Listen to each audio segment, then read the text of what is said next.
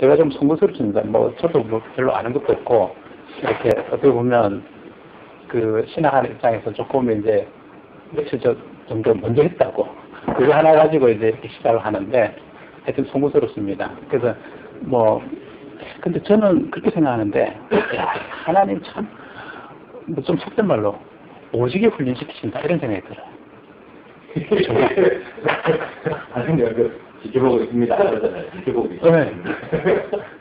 그러니까 최근에 어떤 생각이 문득 드는가 하면 내가 내 소원하는 걸 다 들어주지 않느냐. 이제 네가 더 뭘 원하느냐. 보니까 그래요.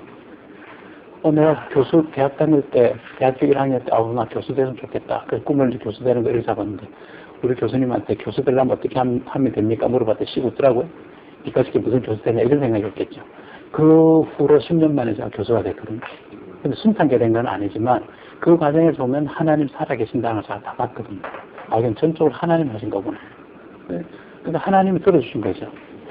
그 다음에 좀 이제 우스갯소리지만 나는 절대 이쁜 여자하고 결혼한다. 이건 뭐 이쁘지 않으면 난 절대 뭐 내 섹시를 안 잡는다 이렇게 생각하는데 근데 지금 우리 집 사람을 보면 저한테 진짜 이쁘거든요. 아니 미인이신 사람 지금 절대 미인 지금 좀 그렇고 지금 저녁 때 보면 지금 애들이 다 김태희가 이쁘다 그러는데 네. 우리 집 사람 그 나이 때 딱 비교 보면 아닌데 우리 집 사람도 이쁜데 이런 생각이 들 정도로. 그 요즘 애들 이쁘다 이렇게 얘기하면 뭐 아이유도 이쁘다 그러고 그러는데 안만 봐도 내 기준에는 이쁜 얼굴이 아니거든요. 그러니까 여자에 대해서 이쁘다는 수준이 제가 상당히 높아요. 왜냐면 우리 집 사람이 기준이니까. 그러니까 하나님 그렇게 해주신 거죠. 우리 집 사람이 저를 처음 봤을 때 끔찍하더래. 세상에 저렇게 무성인 사람도 있구나. 저 사람하고 결혼하는 여자는 어떤 여자가 정말 불쌍하다. 근데 자기가 나중에 그렇게 될 줄 모르고. 그럴 정도로. 그런 정도로 하여튼 그랬는데 어쨌든 그 소원을 하나님이 들어주셨고. 근데 처음에 제가 우리 집 사람보다 더 좋아하는 여자가 있었거든요. 그 목숨 걸어놓고 좋아할 정도로. 근데 하나님 그 여자를 이렇게 비껴놓으시더라고. 그때 내가 반기를 들고 이런 하나님은 내가 안 믿는다. 그리고 옆에서 내가 2년을 방황하다가 방탈 깨지고 그렇게 돌아왔는데 나중에 하나님이 우리 집 사람을 주더라고요. 그때 그렇구나. 하나님이 알아서 하시는 거구나. 그러니까 그런 일들을 쭉 겪고 나니까 내가 더 이상 뭐 요구할 게 없어요. 어릴 때 꿈이 이제 잘 살도록 만들어줘야 되겠다. 그런 꿈도 내가 연구한 걸로 해가지고 회사를 만들고 사채를 만들고 그래서 거기서 이제 먹고 사는 사람 몇백 명 되니까 하나님 그 꿈도 들어줬고 근데 세상적으로 내가 생각했던 그런 것들은 다 된 것 같아요. 그렇게 만들어 놓고 하나님 어느 순간 나를 붙잡아가지고 신학 확 시키는데 감당을 못하겠더라. 그러니까 신학을 시작할 때 일주일 동안 내가 잠을 못 잤어요. 나 정말 이 길을 가야 되는가. 가시 같으면 코너에 몰렸는데 그 순간에도 그렇죠. 공감대 생성된 그렇게 딱 되는데 예수님이 하신 말씀처럼 이 잔을 내게서 옮길 수만 있다면 옮겨 주옵소서. 그러나 내 뜻대로는 없어서 그 기도가 내 기도가 되더라고요. 나 도저히 자신 없습니다. 일주일 동안 잠을 못 잤습니다. 그처럼 마지막 순간에 그래도 하나님이 하라시니까 이건 방법이 없구나. 그래서 코끼리듯이 끼어가지고 이제 신학을 시작했죠. 근데 제일 지혜로운 방법은 그 순간에 빨리 순종하는 게 제일 좋아요. 근데 그게 되면 내가 A형이 있어요. 그게 안 돼서 순종이 안 돼가지고 맨날 그 서렌더 항복해라. 99.9% 했는데 1% 항복 안 돼서 그게 순종이 안 돼요. 왜 순종이 안 되냐면 아직 이거가 있거든요. 그래. 덜 고생하고 9%에 덜 고생해요. 안 잘라주거든요. 네? 그래서 내가 푸시 안 가지고 내가 미래가 꿈을 꾸는데 어떤 일이 있었냐면요. 제가 이제 한 3일 밤을 셀때 그러다가 잠시 눈을 감았는데 어떤 절벽인지 성인지 요 끝에 손을 이렇게 딱 걸어놓고 정말 힘이 없는 거예요. 딱 쳤는데 손자들하고 하여튼 몇 시간을 했는지 모르겠는데 진짜 온몸이 했는데 누군가가 나타나서 손을 뻗으래. 근데 잘못 뻗었는데 그거에 떨어지는 거예요. 고민을 많이 했어. 근데 뻗으래서 뻗긴 뻗었어요. 잡아줘서 제가 올라는 갔는데 그래서 어떻게 끌어져서 다치고 이 손 같은 데서 이제 넘어져서 탁 보니 좋아진 사람 안 보이는 거예요. 잘 입고 있는 사람. 그래가지고 내가 친구인지 누군지 모르겠어요. 어디냐고 부황부황 치고 울다가 벌떡 일어났는데 그러고 나니까 여기 온몸이 아픈 게 있어. 왜 시간을 내가 여기서 안 들어진다고 했는지. 순종하십시오. 순종하는 게 제일 남는 장사입니다. 그러게 봐야 별 수 없어요. 손해만 보고. 정말 그렇습니다. 오늘 젊어졌는데 한때 고등이 매달렸다 좋을 사람은 없었고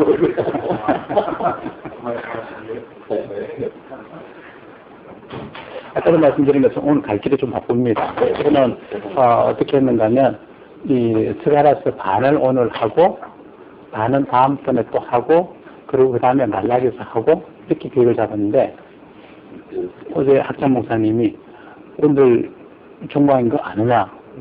저는 몰랐죠. 오늘이 종강이에요. 12월 말로.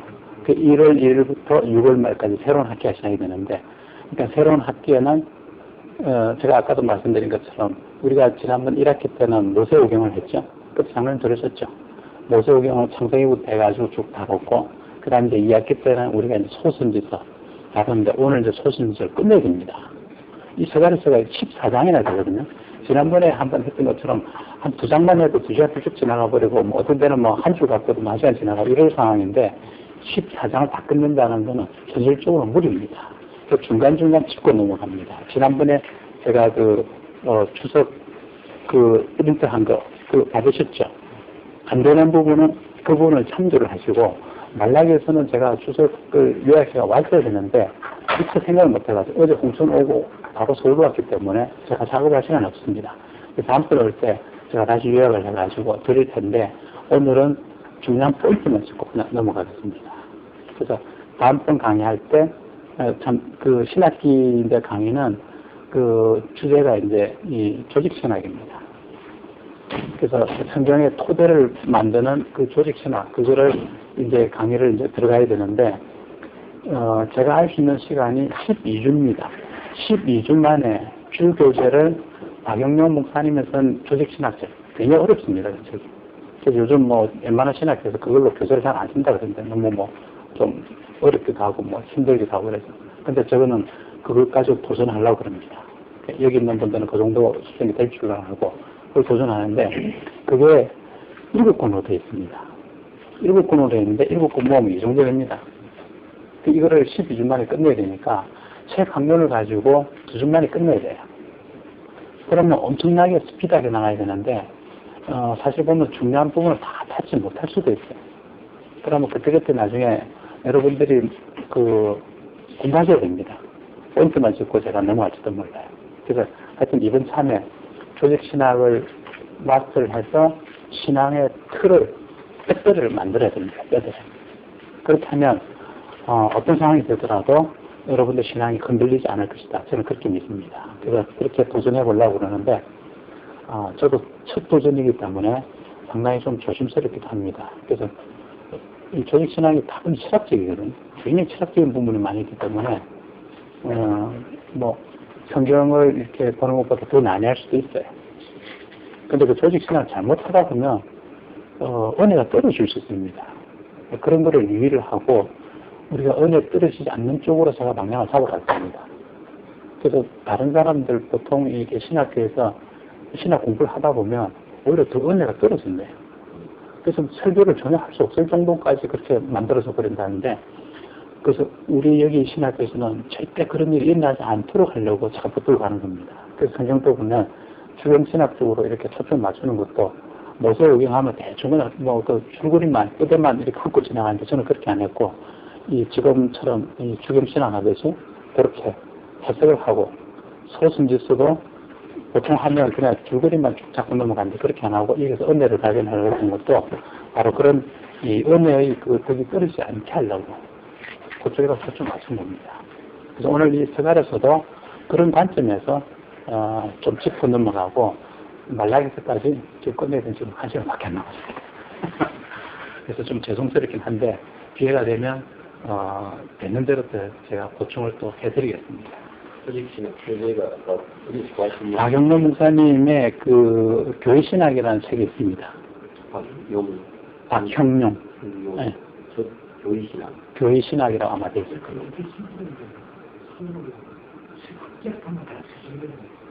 네? 책을 살 수 있나요?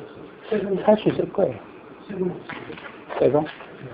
안 되면 제가 그거 요약 정리를 해가지고 지금처럼 또 유인물 만들어가지고라도 그렇게 드리겠습니다. 그러려면 이제 제가 방학 때 엄청 이제 바빠져야 됩니다. 다른 일 다 포기하고. 그게 지금 대충 학교 이름 제가 좀 접고 학교 보직도 지금 다 자르고 있는 중이거든요. 그래서 보직 시킬까 겁이 나는데 지금 하나 맡은 것도 하여튼 1년만 빼오고 다 끊으려고 그래요. 그리고 이제 프로젝트도 이제 올해 8월에 가서 마지막 보고 끝냈고 지금 하나 남았는데 그것도 끝내고 나면 이제 프로젝트도 다 마감하려고 그래요. 안 하려고 그래요. 논문 쓰는 걸 이제 어떻게 하냐. 그거는 이제 적당히 봐가지고 논문 만들기 하는 방식으로 그렇게 해서 유지만 하려고 그래요. 그래서 모든 힘을 동원해가지고 여기 그 강의하는 쪽으로 우리 신학교 강의하는 쪽으로 제가 초점 맞추거든요. 그러니까 엄직 시간이 모자라요. 사실 1시간 강의하려면 제가 일주일 공부해야 됩니다. 그러니까 하나님 오직에 공부시키는 거죠. 정말 오직에 공부시키는 것 같아요. 이렇게 될 줄은 저는 상상을 못했어요. 여기 있는 분 마찬가지일 거예요. 아까도 말씀드린 것처럼 여기 있는 분들이 앞으로 우리 교단을 책임질 거고 나와야 돼. 그런 이제 중요한 책임을 져야 됩니다. 그래서 어떻게 보면 우리 교단에 속해 있는 그 각 교회마다 신학적인 모든 문제를 어디서 백그라운드 역할을 해줘야 되는 건 우리가 해줘야 돼요. 지금 자유주의 신앙이라든지 뭐 하여튼 엉망진창인 그런 그 혼탁함 속에 우리가 살고 있거든요. 그래서 말씀을 아주 잘 보존해서 유지시켜 가야 되나 그 마지막 부류가 여기입니다. 신학교입니다. 그 역할을 여러분들 하셔야 돼요. 그러니까 성경 공부하는데 진짜 목숨을 거셔야 됩니다. 아까도 말씀드린 것처럼 지금 설교하는 것이 엉망진창되어 있잖아요. 어떤 데는 보면 설교하는 것은 엉터리로 해요. 말씀 가르치는 것도 엉터리로 말씀입니다. 그 원론만 하더라도 지금 많은 교회에 있는 목사님들이 뭐라 얘기하는가 하면 입으로만 신앙 다 구원받는다 이렇게 얘기해버리거든요. 그러다 보니까 모든 성도들이 전부 입만 동동 떠 있는 신자들입니다. 삶 속에서는 변화가 전혀 없어요. 그래도 구원받는다니까. 잘못된 구원관이거든요. 절대 정통 우리 조직신앙에서 그렇게 이야기 안 합니다. 입으로 구원을 시인하고 그 다음에 책임과 의무가 따르는데 그것이 뭔가 행동을 나타나야 돼요. 그 이야기는 안 한다는 거죠. 그게 부담스러우니까. 그래서 그런 걸 철저히 가르쳐야 됩니다. 자, 그런 토론을 이제 너무 길게 하면 또 우리 공부 못하니까 일단 서갈에서 보겠습니다. 이 서갈에서는 지난주에 우리 핫캐스를 뗐는데 이 배경이 어떻게 되는가 하면 이스라엘 백성들이 바벨론으로 서로를 다 잡혀갔습니다. 그 잡혀가게 됐던 그 배경은 우리가 다 알고 있는 바고 그래서 하나님이 그 연한을 채웁니다. 70년 연한을 채우는데 70년 후에 그들이 다시 예루살렘으로 돌아오게 합니다. 그런데 70년의 세월을 채우는데 이 70년의 세월은 어떻게 보면 완벽하게 회개하는 시간으로 주어진 겁니다. 자, 그렇게 하면 이 이스라엘 백성들이 완벽한 해결을 했느냐 하면 제가 볼 때는 이 성경을 읽어보면 그렇게 못한 것 같아요. 그렇게 못했음에도 불구하고 하나님께서는 이 선택한 백성들이기 때문에 그들에게 구원을 덮시고 하나님의 강권적 은혜로 그들을 하여금 예루살렘으로 들어오게 합니다. 이 사실은 결국에는 우리가 하나님 앞에 구원받을 때에 우리의 의가 있느냐 하나도 없다라는 것을 역사적으로 또 증명해주는 그런 사건이 되기도 합니다. 그래서 우리가 생각할 때 내가 적어도 믿음을 고백했으니까 믿음을 고백한 그 의로 하나님이 나를 구원해 주신 거 아니냐, 구원에 이렇게 하는 게 아니냐, 내가 천국 가게 하는 거 아니냐 이렇게 생각하지만 이건 전적으로 잘못된 겁니다. 그 생각하면 안 돼요. 내가 그렇게 생각한 것은 하나님에 있어서 아무런 의가 못 된다는 거죠. 하나님이 정말 구원에 이르지 못할 나를 선택하셔서 이건 하나는 일방적인 선택입니다. 왜 하나님 내가 이쁩니까? 이렇게 이야기하면 내가 자식을 낳아놓고 이 자식이 왜 이쁘냐? 그렇게 물어보는 거와 똑같아요. 우리 딸내미인데 내가 우리 딸내미 굉장히 이뻐하거든요. 이 딸내미가 내게 왜 이쁘냐 물어보면 할 말이 없습니다. 내 딸내미니까 이쁜 거지. 무슨 이유가 있냐. 하나님께서도 마찬가지입니다. 하나님을 선택한 백성이니까 그 선택한 백성이니까 이쁜 거죠. 그러니까 끝까지 책임지는 겁니다. 이 하나님의 백성이 비록 잘못은 했을지라도 그래서 70년을 채우면서 그들이 완벽하게 회개는 못한 상태지만 하나님이 그들을 하여금 이스라엘로 돌아오게 만듭니다. 그 이스라엘로 돌아온다라는 것이 상징적으로 그들이 구원받는 천국에 이르는 그런 모형과 같습니다. 그런데 그들이 만약에 완벽하게 하나님 앞에 돌아오기로 작심하고 그리고 우리의 삶을 이제부터는 완전히 하나님 중심으로 살아야 되겠다. 그러면 제일 먼저 해줘야 될 일이 뭔가 하면 그들이 돌아와서 성전 짓는 일을 했어야 돼요. 이 성전이라는 걸 뭘 상징하는가 하면 하나님의 임재를 상징합니다. 하나님을 중심에 모시고 내가 살아가야지 하는 결단의 표시가 바로 이 성전을 재건하는 일입니다. 이 사실을 지금 목사님들이 아주 교묘하게 이용해가지고 봐라 이스라엘 백성들이 돌아와서 제일 먼저 한 게 뭐냐 성전 짓는 거 아니냐 그러니 우리도 지금 교회 짓자 이렇게 유용해 먹을 수도 있어요. 어떻게 보면 그렇고 같이요? 그러나 이건 전부 잘못되어 있는 거예요. 여기서 성전을 짓는다는 것은 보이는 교회를 짓는다는 것이 아니라 주님이 이 땅에 오심으로써 뭘 하셨는가 하면 내가 성전이니 내를 허물어라. 그러면 내가 사흘 만에 저 성전을 일으키자. 그래서 분명히 하나님이 살아계신 성전임을 선포했습니다. 이미 거기서 드러난 것처럼 여기에 성전을 짓는다라는 것은 결국에는 하나님 중심적인 삶을 내가 살겠다라는 믿음의 고백이라는 거죠. 그들이 외형상으로 그 성전을 짓는 그 작업이 결국에는 우리가 하나님을 모시지 않고 우상을 섬겼고 그렇기 때문에 하나님이 우리에게 진노하셔서 우리를 하여금 가나안 땅에서 벗어나서 바벨론에 들어가서 이렇게 모든 종사를 했구나. 이제는 우리가 다시는 하나님을 떠나지 말아야지. 이 정표로 우리가 성전을 짓자. 이렇게 되어야 된다는 거죠. 그래서 이 성전을 짓는다는 것은 믿음에 대한 정표입니다. 그러면 그들이 그 일을 바로 했어야죠. 근데 학교에서도 이야기된 바와 같이, 서갈에서도 이야기된 바와 같이, 그들이 돌아와서 제일 먼저 한 일이 뭔가 하면, 자기들 집 짓는 거예요. 집을 짓고, 집을 꾸미고, 어쨌든 개인적으로 잘 먹고 잘 사는 일에만 빠졌다는 거죠. 그러나 양심은 그들이 있었기 때문에 성전 기초는 놓습니다. 이 성전 기초를 놓을 때, 그때 어떻게 하는가 하면, 사마리아인들이 와서 우리도 성전 짓는 일에 동참케 해달라. 이렇게 요구를 합니다. 그런데 이 사마리아라는 족속은 어떤 족속인가 하면 북쪽 이스라엘이 멸망될 때 그때 어떻게 되는가 하면 아수르에서 이 북쪽 이스라엘이 멸망당합니다. 그런데 하나님께서는 이 북쪽 이스라엘의 초대 왕부터 시작해서 그 마지막 왕까지 모두 우상을 섬기는 우상 숭배자들입니다. 외형상으로는 하나님이라는 이름을 댔지만 하나님이 핑계를 대고 금송아지를 만들어놓고 산당을 만들어놓고 여기에서 예루살렘에 가지마 여기서 제사를 지내라 이런 식으로 조장한 그 르호보암 왕부터 시작해서 마지막 왕까지 전부 하나님을 배반한 하나님을 떠난 왕들이었어요. 그래서 하나님께서는 이 족속들을 버려두지 않습니다.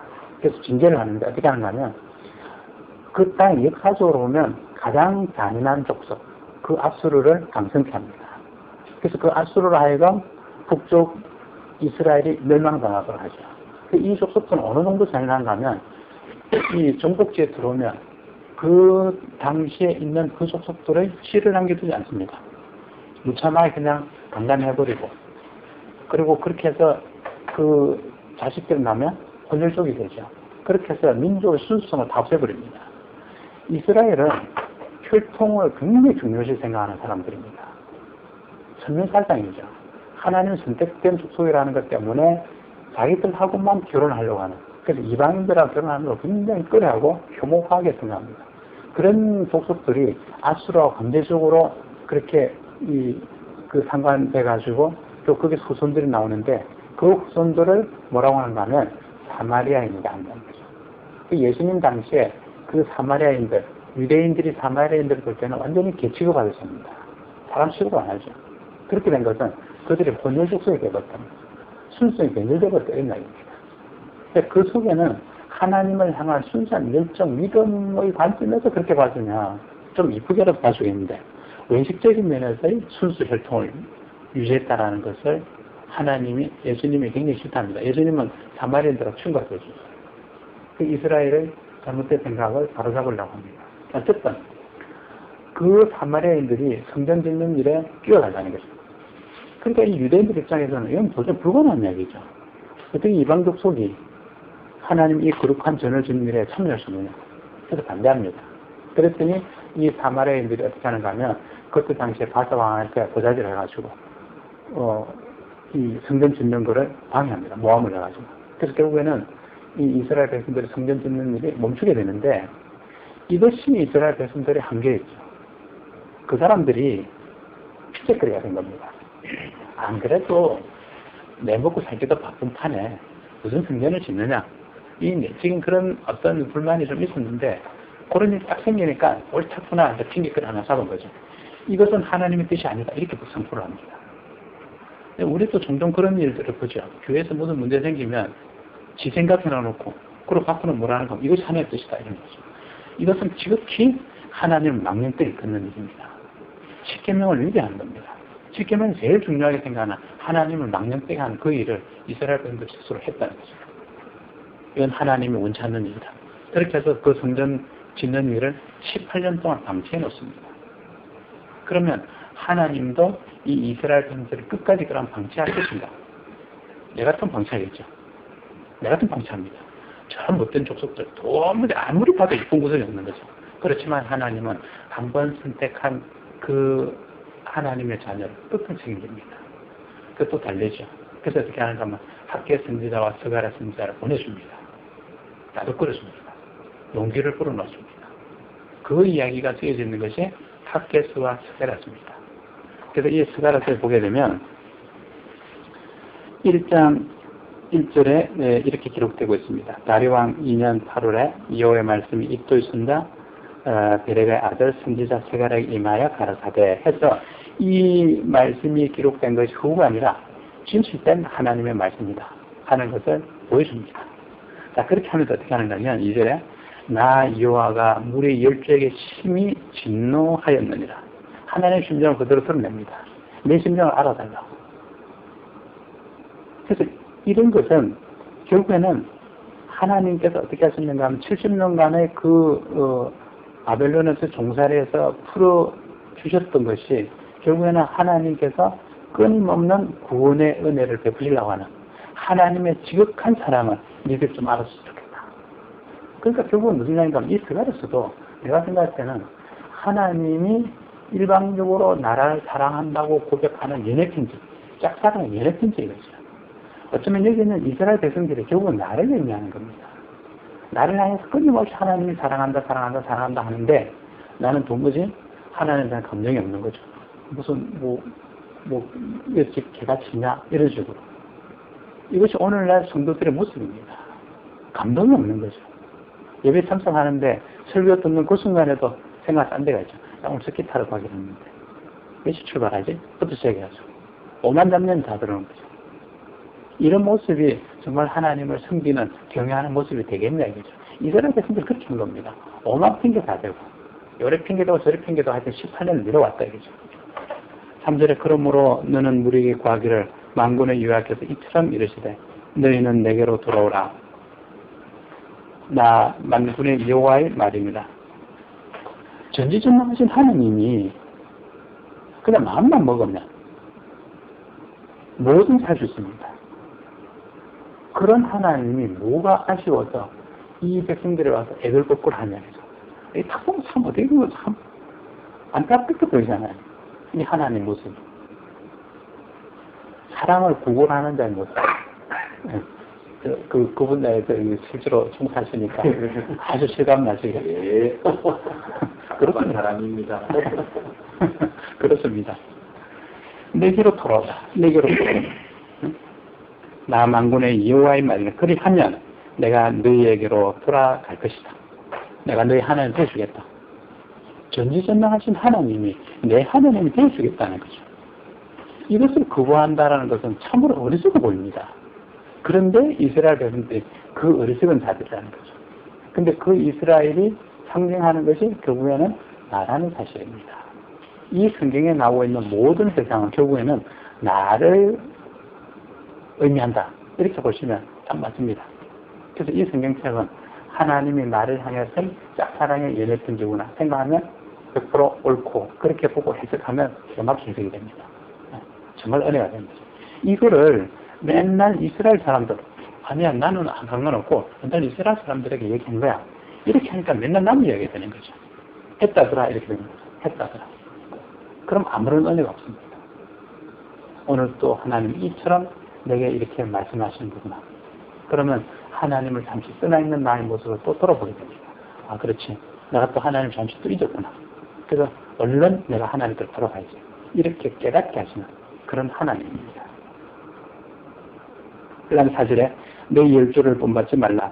이 내 열조는 그 바벨론의 포로로 잡혀가기 전에 그 조상들이 하나같이 어떻게 했는가 하면 하나님을 경외를 여기고 어떻게 했는가 하면 눈에 보이는 것만 쫓아간 거죠. 하나님은 보이지 않습니다. 보이지 않는 하나님을 믿으라니까 깝깝한 거죠.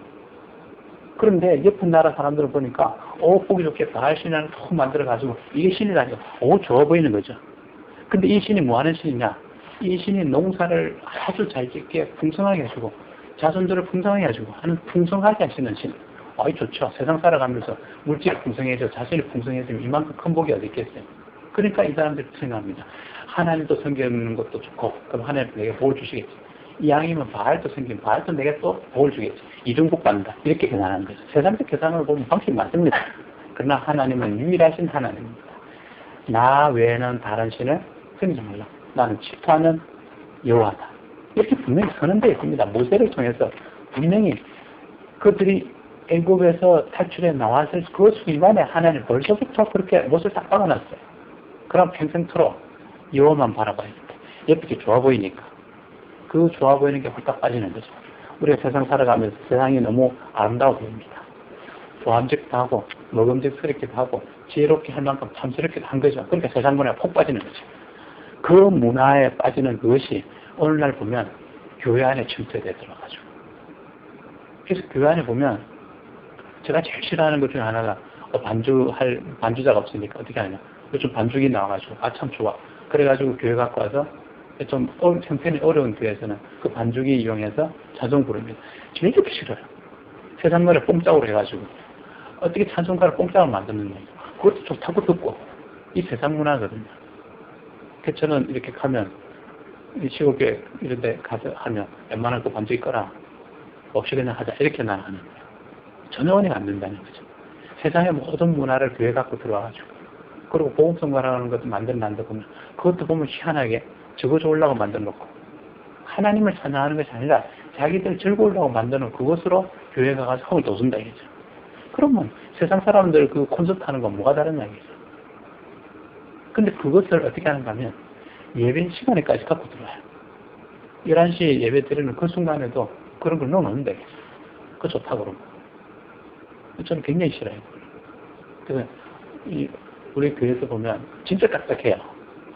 우리 집사람 맨날 불만인데 초신자도 안 차놓고 어떻게 그렇게 하냐고. 조금 이렇게 재미도 있고 이래야 된다. 아니 무슨 그 신앙을 재미로 하냐. 이 이야기 또 우리 집사람 들으면 또 달려날 건데 제 생각은 그래요.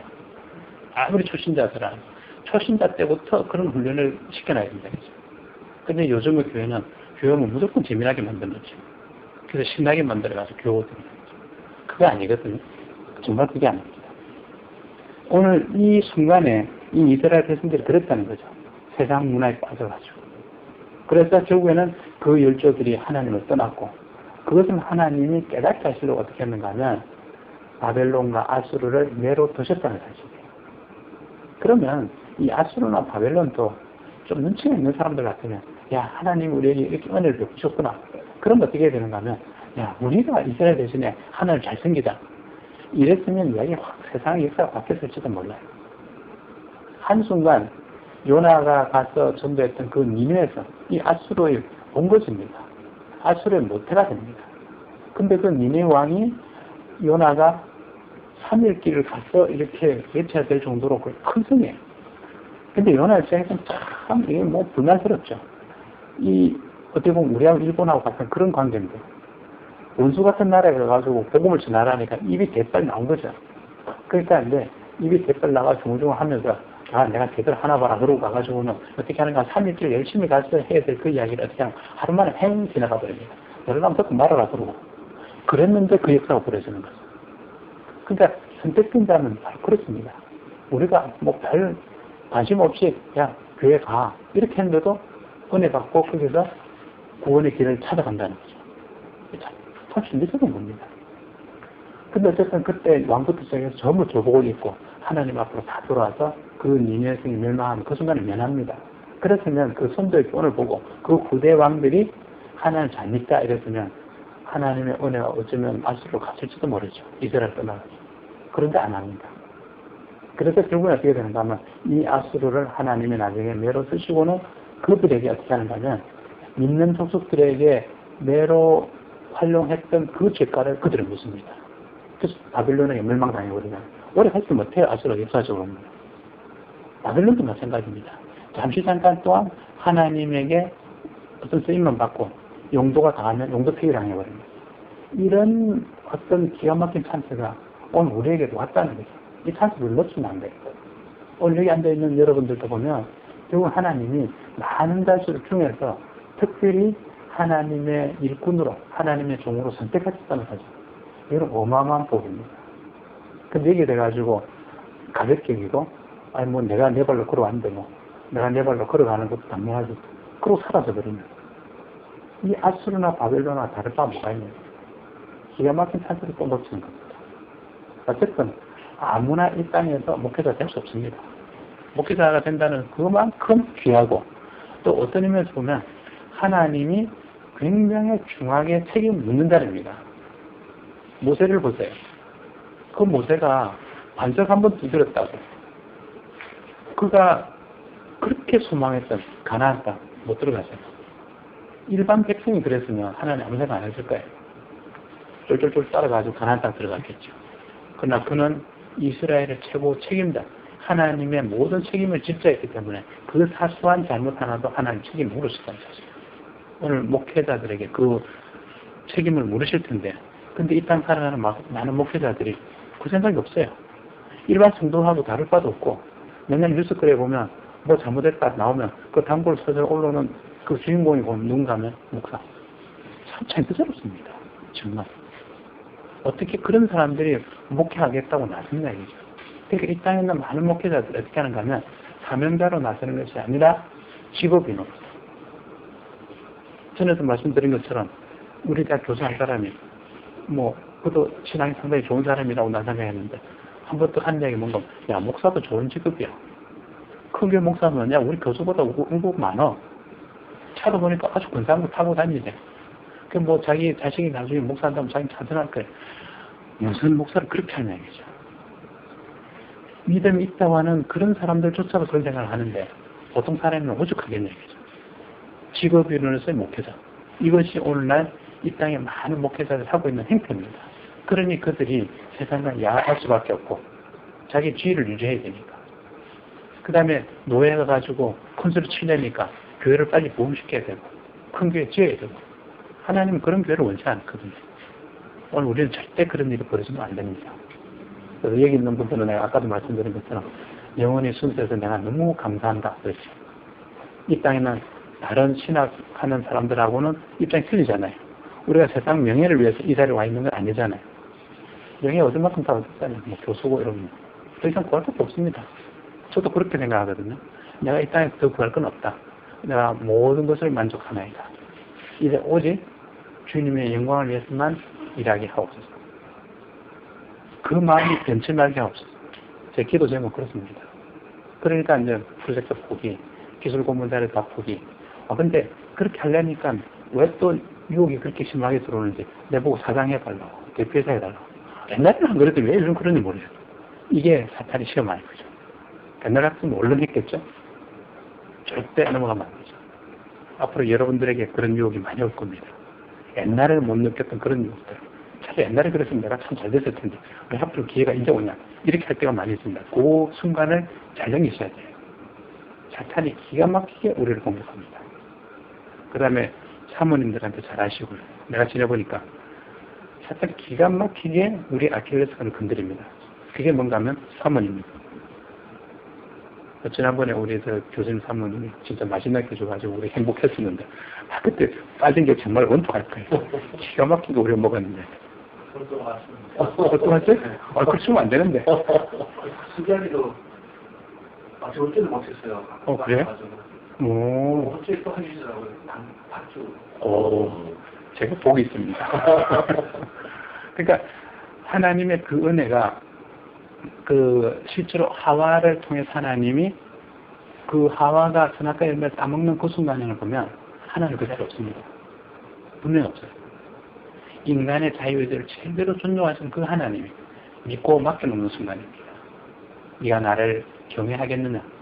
근데 그 순간에 하와는 헷갈락 넘어가 버리죠.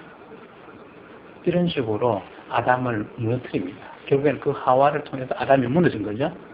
오늘 여러분들이 사모님으로 인해서 실족할 가능성이 굉장히 높습니다. 그러니 평소에 사모님한테 기가 막히게 잘 해놔야 됩니다. 그런 일 안 되게끔. 꼬투리 하나 잡히면요, 사탄이 그 꼬투리를 기가 막히게 이용합니다. 그래서 그 점이 제가 대단히 염려스럽습니다. 저도 이제 내년 5월이 되면 목회 안수가 지 3년이 되거든요. 이 3년을 제가 진짜 조심해서 넘어가고 있습니다.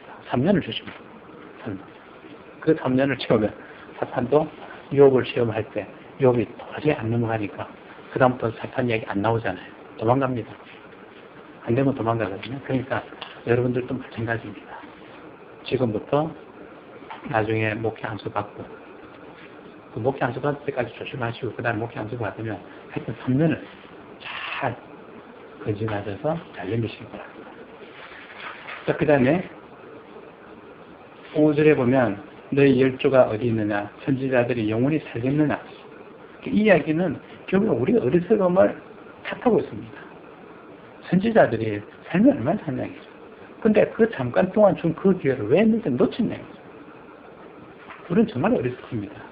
내 날이 영원할 줄로 생각하죠. 그러니까 내 이 영화가 영원할 줄로 생각합니다. 한순간에 하나님 구속하면 아침 안개처럼 사라집니다. 전적으로 우리가 주님의 은혜로 내가 이 땅에서 이어갔던 영예를 누리구나 이 생각으로 살면 너무너무 감사한 거죠. 내가 지금 교수직을 유지하는 것도 내 능력으로 하는 것이 아니라 하나님이 온전히 주신 은혜로 되는 겁니다. 그래서 어떻게 보면 이 교수가 되게 하신 것은 그 교수라는 그 직함을 잘 이용해서 하나님 영광을 드러내라고. 다른 사람한테 주면 그렇게 안 할 거니까 특별히 내게 줘서 나는 그렇게 할 줄로 믿으시고 그래도 얼마나 부담스럽습니까? 근데 우리는 그렇게 하냐 이거죠. 내가 잘 나가서 교수하는 것처럼. 나 이때까지 살아오면서 교수라는 사람에게서 내가 잘못했습니다. 이 이야기 들어본 적 한 번도 없어요. 절대 안 하잖아요. 자기가 이 세상이 최고니까. 근데 우리는 좀 달라야 되죠. 교수지만 겸손해야 됩니다. 내가 정말 하나님 앞에 정말 별 볼 일 없는 존재입니다. 저도 옛날에 참 교만했어요. 내가 만약에 그 하나님 만나지 못했으면 이 땅에 제일 교만한 사람을 살았을지도 몰라요. 그래서 그 교만기를 꺾으시려고 하나님 나라에 큰 자세를 맛보게 하시고 그래서 인도하시는데 정신 못 차릴 정도. 그래도 아직도 교만기가 남아있습니다. 내 잘났다.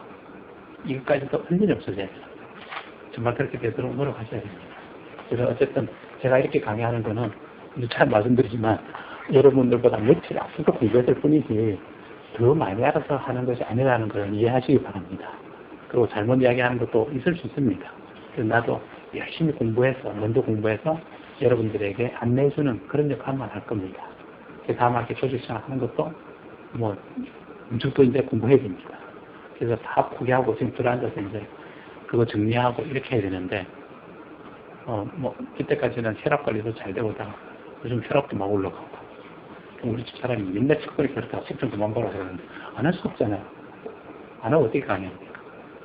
그렇게 됩니다. 그 다음에 이렇게 이야기하면 이제 끝도 없으니까 잠깐 넘어가겠습니다. 8절을 보시게 되면 내가 밤에 보니 사람이 홍마를 타고 골짜기 속 화석류 나무 사이에 섰고 그 뒤에 홍마와 자마와 백마가 있기로 이거는 이제 환장을 보는 겁니다.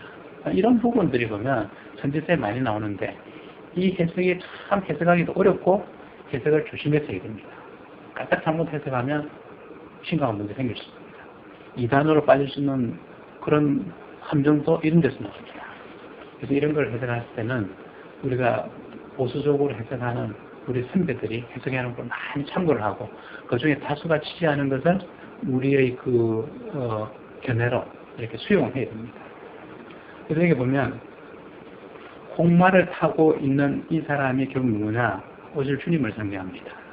근데 이 홍마를 탄 사람이 어떻게 하고 있는가 하면 골짜기 속 화석류 나무 사이에 섰고 이 화석류 나무는 이 키가 좀 조그만한 그런 나무인데 향도 참 좋고 그래서 결국엔 나중에 이 초막 짓고 한 이런 데 쓴데 초막을 짓는다는 건 그 교회를 짓는다는 얘기죠. 결국에는 이 화석류 나무가 교회를 상징하면서 또 다른 의미에서 보면 연약해진 지금 이 이스라엘 상징하는데 이 화석류 나무가 어떻게 되어 있느냐 높은데 이렇게 사람들 다 보는 그런 좋은데 자라고 있는 것이 아니라 콕 빠진 아무도 보지 않는 구석진 꼴짜기 그 꼴짜기에 지금 자라고 있다는 거죠. 그럼 결국에는 참으로 왜소해지는 이 이스라엘 포로를 잡혔다 돌아왔으니 얼마나 비참하겠어요. 아무도 눈여겨보지 않고 아무도 근무할 만한 것이 없는 그런 모습을 띠고 있는 이 이스라엘을 상징하고 또 다른 의미에서는 그런 교회를 상징합니다. 어떤 의미에서 보면 오실 우리 주님이 참으로 외모가 볼품이 없죠. 저는 그런 데서 참 위안을 받습니다. 예수님 외모가 참 별로 없으니까 나도 희망이겠구나. 예수님 정말 잘생겨서 난 절망했을 텐데 그런 것을 보더라도 주님께서 우리에게 소망을 줍니다. 참 괜찮은 거죠. 그 다음에 예수님도 오시는데 왕자로 오는 것도 아니고 말구에 났다. 난 그보다 더 잘났으니까. 그런 면에서 보면 이런 것도 됩니다. 그러니까 어쨌든 위로를 베푸시는 하나님 은혜를 우리는 느껴야 됩니다. 그래서 그 하나님이 그 주님이 어떻게 하고 있냐 이 골짜기 속 화석류 나무 사이에 서 계신다는 거죠. 정말로 왜소하고 볼 것도 없고 그런 존재인 나와 함께 하시는 그런 주님이시라는 사실이 오늘 이 순간에 드러납니다. 이 연약해진 이 이스라엘과 함께 하시는 그 주님 이거를 그 사람들이 알았다면 얼마나 은혜가 됐겠는 거죠. 그럼 용기를 얻어야 되는 거죠. 우리가 비록 이 순간에 연약하지만 성전을 지을 만한 그런 능력도 없는 우리일지라도 그런 우리와 함께 하시는 전능하신 하나님이시구나. 이러면 용기가 생기고 힘이 생겨야 되는 거죠. 그래서 이 스가랴 선지자는 그것으로서 이때 당시에 이스라엘 백성들이 용기를 줍니다.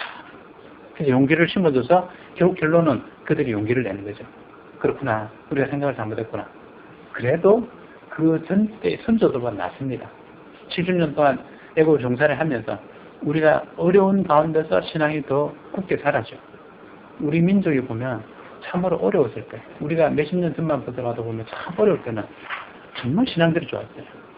여의도에서 빌리그람 목사 와가지고 그 전도 집회할 때 수십만 명이 구름대 같이 모여 들어가지고 기도했던 그런 우리 민족인데 지금 이 순간에 우리가 기도하자 하고 하면 몇 명이나 모이겠니? 안 모이죠. 내 어릴 때만 하더라도 부활절날 새벽기도 공수로는 날 전 교회가 다 모여가지고 그렇게 기도하고 그랬는데 요즘 우리 강릉에서 보면 새벽기도 안 해요. 부활절 연합예배 어디 적당한 데 모여가지고 낮에 2시에 하자고요. 이것만 보더라도 신앙이 너무 차이 나는 거죠. 잘 사니까 배가 불러가지고 하나님을 아주 우습게 합니다. 하나님 없어도 내가 살 수 있다. 이런 자만심이 생긴 겁니다. 그 하나님이 베푸셔도 그 은혜 까맣게 잊어먹고 있는 이 모습이 이스라엘 백성들하고 어쩌면 그렇게 닮아있을까. 그러니까 저는 두렵다는 거죠. 그러니 이 순간에 오늘 우리가 하나님께 맡김을 받은 이 사명이 너무나 크다는 거죠. 다른 목회자들 다 외면할 그 순간이라도 우리는 외면하면 안 되는 거죠. 이 땅의 교회를 바로 세우려고 하는 그 일에 정말 죽도록 헌신해야 됩니다. 그래서 적어도 우리 교단이 그 일에 앞장서는 횃불과 같은 그런 역할을 해내야 됩니다. 그래서 우리 민족에게 희망이 있도록 하나님이 우리 민족을 크게 쓰시려고 저는 선택했다고 믿습니다. 그러면 그 일을 이룰 수 있도록 하는 그 일을 우리가 준비해야 된다는 거죠. 근데 그렇게 안 되고 있는 것이 너무 안타깝고 지금 이 땅에 있는 많은 대형교회들, 교회의 지도자가 되는 그들의 모습을 보면 너무 한심스럽죠. 다 잡혀 들어가야 됩니다. 어떻게 그렇게 됩니까? 강릉에 있는 교회만 하더라도 큰 교회들 보면 다 내부적으로 흥미를 알아가지고 교회가 뿔뿔이 갈라지고 목사가 쫓겨나고 제가 보는 것도 다 벌어졌거든요. 이 수년 안에. 그런 일들이 벌어져도 되는 일이냐, 안 되는 일이죠. 그런 일들이 농빈부나 일어나고 있는 이때에 오늘 하나님께서 우리를 부르신 그 이유가 정말로 크고 중요하다. 그리고 우리 교단이 해야 될 그 사명이 너무나도 크고 중요하다. 그걸 여러분 느끼셔야 됩니다. 그 사명을 내가 반드시 감당할 수 있다. 이런 다짐을 하는 시간이 되어야 됩니다. 그래서 홍마와 자마와 뱀마가 있다 그러는데 이 홍마라는 것은 어떻게 보면 계시록에도 이야기가 나옵니다. 계시록에 나오는데 이것이 결국에는 하나님 심판하시는 그런 모습입니다. 심판주로 오시는 것이고 이 자마라는 것은 이 아롱진 색깔 그리고 어떻게 보면 사망을 상징하기도 하고요. 이 뱀마라는 것은 결국 진노하심을 베푸시고 그리고 거기서 마지막 최후의 승리자를 구원하시는 승리하시는 하나님의 모습. 우리를 하여금 그렇게 되라고 격려하는 모습입니다. 그래서 이제 이 구절을 보면 내가 가로되 이 스가랴 선지자가 이렇게 이야기합니다. 내 주에 이들이 무엇이나이다. 그러니까 이걸 내가 알도록 좀 해석해달라는 그런 얘기죠. 그렇게 했더니 내게 말하는 천사가 이르되 내게 이것을 볼 것이다 해서 이제 이야기를 쭉 합니다. 그래서 이제 이 화석류 뒤에 선 자들이 이제 대답하는데 어떻게 하는가 하면 11절에 그들이 화석류 나무 사이에선 여호와의 사자에게 구하되 우리가 땅에 두루 다녀보니 온 땅이 평안하여 정원하더이다. 얼핏 문장으로 보면 참 평화로운 시대구나. 이런 생각이 들 수 있는데 이 해석은 전혀 다릅니다. 어떻게 되는가 하면 이 온 세상이 어떻게 되는가 하면 무사한 일주에 빠져져 있습니다. 그래서 그냥 그대로 다 만족하는 거죠. 결국에는 이 이스라엘 지배하고 있는 그 족속들도 그 정도에 그냥 취해 있습니다. 이스라엘 백성들도 마찬가지로 그 상태에 그냥 정죄 살아가고 있는 그런 모습입니다. 그래서 하나님을 찾는 갈구하는 그 갈급함이 없는 그런 모습이 이 순간 드러나고 있는 거죠. 하나님 얼마나 안타까웠겠어요. 그랬으니까 이 족속들이 돌아와가지고 당장 문제들이 성전 짓는 일로 해서 하나님 앞에 살아계신 하나님 앞에 자기들 신앙이 살아있는 모습을 보여야 되는데 여전히 죽어있는 신앙의 모습을 보이는 거죠. 그것이 오늘 여기서 표현되기를 정원하다. 정원하다. 그 다음 12절에 여호와의 사자가 응하여 가로되 만군의 여호와께서 언제까지 예루살렘과 유다 성읍들을 긍휼히 여기지 아니하시되 하니까 이를 모하신 지 70년이 되었나이다 하매 하나님이 나의 하나님을 되신다 했는데 언제까지 내게 응답하지 않겠나이까. 이 스가랴 입장에서는 굉장히 애타하면서 부르짖는 이런 모습입니다. 그랬더니 14절에 내게 말하는 천사가 내게 이르되 너는 외쳐 이르기를 만군의 여호와의 말씀에 내가 예루살렘을 위하며 시온을 위하여 크게 질투한다. 살아서 역사하시는 하나님이다라는 것을 지금 보여주고 있습니다. 내가 너희들을 위해서 이처럼 내가 일하고 있다. 그런데 어찌 너희들은 이걸 모르냐? 안 보이니까 모른 척 하는 거죠. 15절에 안일한 열국을 심히 진노하나니 나는 조금만 노하였거늘. 조금만 노했다는 건 뭔가 하면 하나님께서 이 백성들을 완전히 파멸시키려고 멸망시키려고 하신 것이 아니라 그들을 어찌하든지 구원에 이르게 하시려고 자식들이 잘못됐을 때 종아리를 한 대 때린 것처럼 내가 바벨론을 들어서 그들을 치겠다. 그러니까 하나님은 그때 조금만 매를 드셨다. 이런 표현을 씁니다. 그런데 어떻게 하는가 하면 이 바벨론 사람들은 어떻게 하는가 하면 그 다음 절에 이렇게 되어 있습니다. 15절 다음 절에 그들은 힘을 내어 고난을 더했다. 이 바벨론 사람들이 이스라엘을 멸망시킨 것이 하나님 우리를 떨어서 저 이스라엘을 하나님께서 징계하시고 바른 길로 가게 하시는 거구나. 그러니까 우리도 더불어서 이스라엘과 함께 하나님을 잘 섬기는 그런 일을 감당해야지. 이랬으면 그 이스라엘과 하여금 하나님을 잘 섬길 수 있도록 도와주고 격려해주고 이런 일을 했으면 세계역사가 바뀌었을지도 몰라요. 바벨론이라는 나라가 영원히 지속되는 그런 나라가 됐을지도 몰라요. 그런데 어떻게 하는가 하면 그들은 그걸 까맣게 모르고 어떻게 하는가 하면 우리가 포로로 잡았으니까 이 족속들을 갖다가 마르고 닳도록 우리가 우려먹고 부려먹어야 돼. 이런 식으로 해서 그들을 더 흑됐다는 거죠. 하나님 원하는 수준 이상을 해버렸다는 거죠. 이것이 결국에는 하나님에게 진노의 대상이 됩니다. 그들을 벌할 수 있는 근거가 만들어지는 거죠. 바로 그런 이야기입니다. 그들이 힘을 내어 고난을 피했다. 그러므로 여호와가 이처럼 말하노라 내가 긍휼히 여김으로 예루살렘에 돌아왔은즉 내 집이 그 가운데 건축되리니 내 집은 성전입니다. 이제 너희들을 통해서 내 집이 건축될 것이다. 예루살렘 위에 목줄이 치어지는 이 목줄 친다는 건 집 짓기 전에 먼저 청량하고 하는 이런 다 재는 것들이죠. 요만큼 목줄 튕겨놓으면 거기 이제 건축자들 쫙 갖다 샀고 결국에는 이렇게 해서 새로운 건축이 이루어지는 겁니다. 하나님이 부흥하게 하시겠다 이런 얘기죠. 목줄 친다는 거죠. 나 만군의 여호와의 말이냐. 헛된 소리가 아니다 이런 얘기죠. 진실로 이루어질 참된 하나님의 말씀이다. 이걸 이야기합니다. 17절에 다시 외쳐 이르기를 만군의 여호와의 말씀에 나의 성읍이 넘치도록 다시 풍부할 것이다. 이 나의 성읍이라는 것은 오늘 이스라엘 적게는 예루살렘을 가리킵니다. 이 땅이 풍성해질 것이다. 하나님 은혜로. 하나님 그와 같이 복을 베푸실 것이다. 하나님께서는 이 이스라엘을 영원토록 복을 주시기를 원하는 그런 하나님이라는 거죠. 잘못될 때 잠깐 하나님 징계하셨을 뿐이지 궁극적으로는 그들을 영원토록 복되게 하실 것이다. 근데 그것이 이제 결국에는 이 이스라엘이 믿는 자들을 대표하는 대표격으로 상징되는 족속이니까 결국 신약시대에 오늘 우리는 하나님의 다 이스라엘 백성들이고 결국에는 우리로 하여금 영원한 천국, 영원한 주님의 나라에 거할 수 있는 그런 은혜를 다 예배해 놓으셨다 이런 얘기죠. 주님이 가실 때 내가 너희들을 위해서 거처를 마련하러 간다. 결국에는 우리가 머무를 마지막 곳, 영원한 축복의 땅, 그곳을 하나님이 미리 다 예배해 놓으셨다는 거죠. 그러니 우리가 이 세상 살면서 부러울 게 뭐가 있냐 이거죠. 세상이 힘들어가지고 그렇게 할지라도 하나님께서 우리에게 다 은혜 베푸신 겁니다. 우리가 처음에 세상에 나올 때 다 벌거벗고 나왔잖아요. 근데 우리 지금 옷 다 입고 있잖아요. 이것만 해도 하나님이 내 은혜 베푸신 거예요. 부자 된 거잖아요. 그 다음 이 땅에서 굶는 사람이 우리 있냐 이거죠. 처음에 나왔을 때 내 먹을 거 갖고 나왔습니까? 아니잖아요. 나로 하여금 다 먹게 하셨다. 그것만 해도 우리가 하나님을 받은 은혜가 족하다는 거죠. 그런데 사람들이 어떻게 생각하는가 하면 내보다 더 잘 사는 사람하고 비교하니까 내가 상대적으로 빈곤해 보이는 거죠. 그러니까 하나님이 나를 버리셨는 모양이다. 이렇게 생각하는데 전혀 잘못된 거죠. 그러니까 우리가 어떤 하든지 간에 어떤 고난에 처해질지라도 우리는 그래서 항상 기뻐요. 기쁠 수밖에 없는 겁니다. 만약에 우리가 마지막 콘에 몰려가 내가 죽을 수밖에 없는 콘에 몰렸다. 그래도 기쁜 것이 뭔가 하면 천국 빨리 가는 겁니다. 더 좋은 거죠. 이왕이면 사도 바울 선생님도 이왕이면 내가 빨리 천국 갔으면 좋겠다. 죽었으면 좋겠다는 거예요. 그런데 그것도 하나님이 내게 맡긴 사명이 있으니까 이 사명 감당한 것 때문에 내가 천국 가는 유예한다. 빨리 죽었으면 좋겠다는 거예요. 그러니까 로마에 잡혀가는 것도 사도 바울 입장에서는 신나는 거죠. 죽으면 내가 빨리 천국 간다. 그러니까 기쁠 수밖에 없는 겁니다.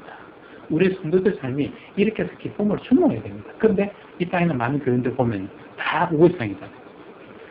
세상적 욕심에 가득 사로잡혀 있으니까 항상 옆에 사람을 비교해봅니다. 저 친구하고 비교하면 항상 내가 모자라는 거죠. 그러니까 하나님이 나를 버리셨는 모양이다. 나와 함께 하지 아니하는 모양이다. 늘 이런 생각인 거죠. 그거를 여러분들이 바로 잡아주셔야 됩니다. 그 다음에 이제 18절부터는 보면 내 뿔에 대한 환상이 나옵니다. 30분 나옵니다. 가는 데까지 가겠습니다. 가다가 안 되면 대체하고 다음에 또 시간 나는 대로 또 보충하고 그렇게 하겠습니다. 내가 눈을 들어본즉 내 뿔이 보이기로 이에 내게 말하는 천사가 묻되 이들이 무엇이니까. 그래서 이 내 뿔이라는 거는 결국에 내가 생각할 때는 여기 보면 이들은 유다와 이스라엘과 예루살렘을 헤친 뿔이다. 그러니까 결국에 뭔가 하면 아수르와 바벨론과 헬라와 로마와 이런 것들 이스라엘 백성들을 억압했던 이방 족속들 이 나라들을 이야기합니다. 그런데 어떻게 하는가 하면 21절에 내게 이르되 그들이 무엇하러 왔나이까. 이 위에 공장이라는 단어가 나오는데 이 공장은 결국에는 뭐 물건 잘 만드는 장인을 얘기하는 거죠. 이 사람들이 왜 왔느냐. 그래서 이 공장이라는 거는 어떻게 보면 애국과 바벨론과 그 다음에 바사와 뭐 헬라나 이런 정도 나라들 이야기합니다. 그 뿔들이 유다를 해쳐서 사람으로 능히 머리를 들지 못하게 하며 이 공장들이 와서 그것들을 두렵게 하고 이전의 뿔들을 들어 유다 땅을 해친 열국의 뿔을 떨어뜨려 한다. 그 결국에는 어떻게 된다면 처음에 아수르 입장에서는 이 뿔이 됩니다. 이 아수르에 대한 공장은 누구냐? 바벨론이죠.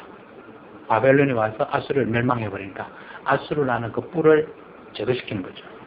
그런 의미로 계속 이루어져 나가는데 결국 나중에 이 메데 바사는 또 헬라에게 망하고 이런 식으로 이스라엘의 역사를 이루어 가시는 그 하나님의 모습을 오늘 뿔로서 이야기하고 있습니다.